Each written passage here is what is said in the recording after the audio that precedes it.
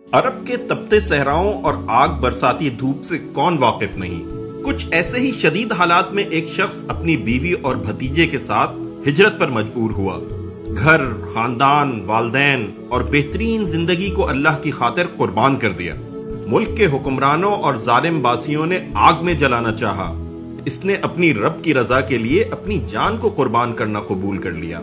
रब का हुक्म हुआ कि अपनी इकलौती और बड़ी दुआओं के बाद मिलने वाली औलाद को अपने हाथों ज़िबा कर दो। इसने अपने रब की रजा के लिए बच्चे को कुर्बान करना कबूल किया।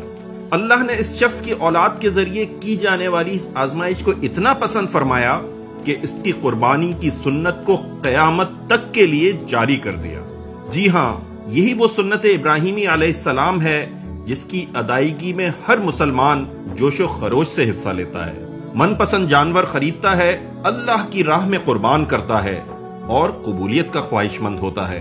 लेकिन मुसलमानों, इन्हीं इब्राहीम अलैहिस्सलाम की सुन्नत ये भी है कि शिर्क से भरे मुआशरे में लोगों को तौहीद की दावत पेश की जाए, इस्लाम को अपना मिशन बनाएं और इस राह में अपनी अजीज तरीन चीजें कुर्बान कर दें।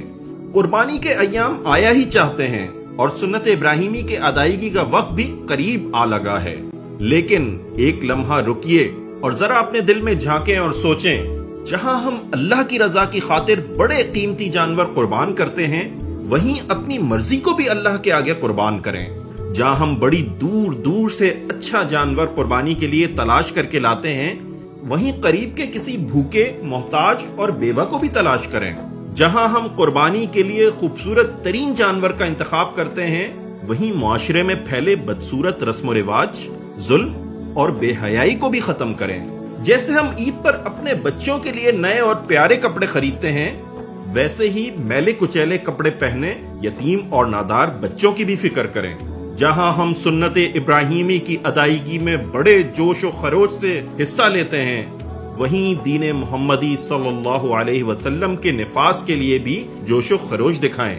मुसलमान भाइयों और बहनों, कुर्बानी सुन्नत इब्राहीमी और सुन्नत मोहम्मदी अलैहिमुस्सलातु वस्सलाम है, लेकिन इन दोनों अंबिया की सुन्नत ये भी है कि सिर्फ अल्लाह को बड़ा माना जाए, किसी से खौफ ना खाया जाए, अल्लाह के पैगाम को फैलाने के लिए दिन रात एक कर दिया जाए और इसके दीन के क़याम की राह में अपना सब कुछ कुर्बान कर दिया जाए।